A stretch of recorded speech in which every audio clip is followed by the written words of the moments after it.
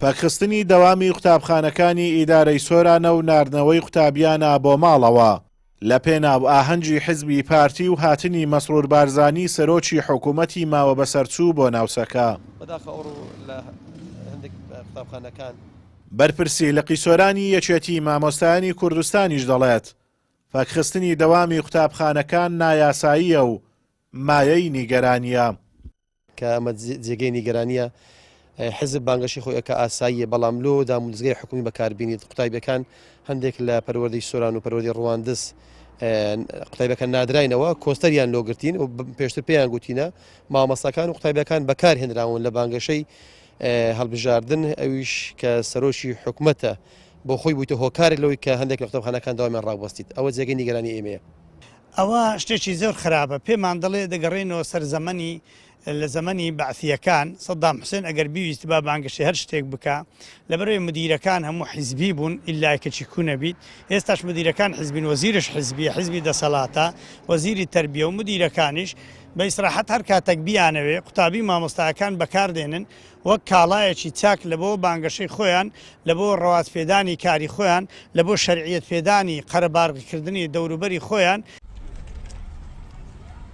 بەکارهێنانی ناوەندەکانی خوێندن و دام و دەستگای حکومی لە پێناو بانگەشەی هەڵبژاردننی حزبی دیاردەیە کە دەسەڵاتی خۆسەپێن خۆی پێوەگرتووە و لە جیاتی خزمەتی هاوڵاتیان خزمەتی حزبی پێدەکەن. ئەمە شتێکی قەدیم جەدیدە، ینی لە هەرێمی کوردستان لە هەموو شار و شارۆچکەکانی کوردستان کەی دەسەڵات پێویستی بوو حزبەکانی دەسەڵات ئەو پارتانی کە لە دەسەڵاتن کەلوپەلی حکومی، دەوائری حکومی، دام و دەستگای حکومی لە خزمەتی حیزبەیە تر طبیعەتە، ینی عورفەکە طبیعەتەکە پێیانەوە گرتو کە پێچەوانەی عورفی ئیداریە لە هەر وڵاتێک کە وڵاتێکی یاسایی بێت بەداخەوە. کێشەمە لە هەرێمی کوردستان ئەوەیە کەسەکان لە موسسەکان گەورەترن، کەسەکان لە یاساکان گەورەترن، کەسەکان لە پیرۆزیەکانی خەڵک گەورەترن.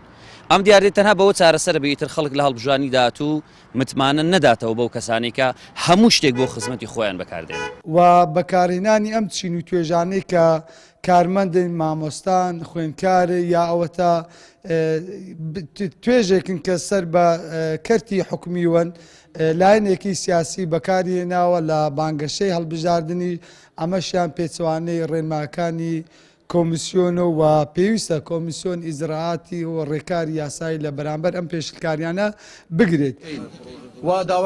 خوێندن هاوشێوەی داهات و سامانی ئەم وڵاتە بە یەکێک لە ئامرازەکانی دەستی حەزب هەژمار کراوە و پارتی دموکرات لە ئیدارەی سۆران دەوامی قوتابخانەکانی بنەڕەتی پەرخستووە و هەروەک مامۆستایانی بۆ ئاهەنگی حزبی بردو قوتابیانی زانکۆ و ئامادەیەکانیش بە کۆستەر بردران بۆ ئاهەنگی حزبی.